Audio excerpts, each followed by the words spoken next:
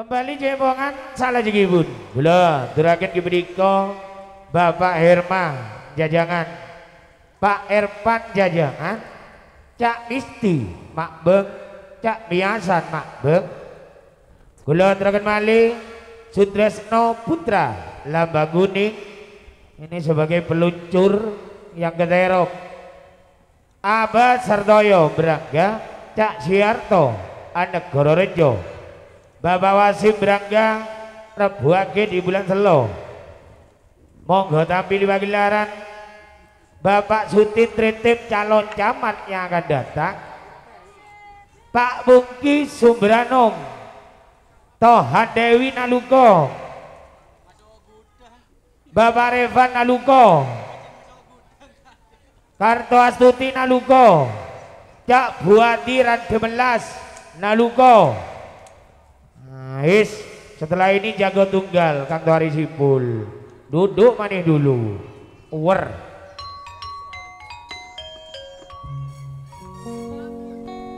Pak Herna aja jangan dalebekun Pak Irfan Bukmisti Bapak Biasa Sutresno Putra Abah Sartoyo Cak Asianto Bapak Wasim Bapak Sutin Bapak Ubi Tohan Dewi Bapak Revan Karto Astuti Cak Buati Saking Naluko.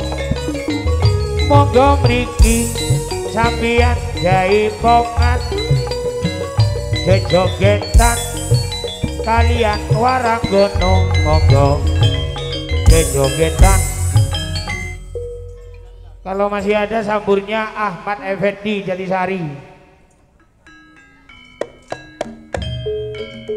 Loh. Loh. Iya. Beri seenak dah gelem. Wis enak le coba boleh. Nyaman, nyaman. Mak jauh dia. Weh, jauh.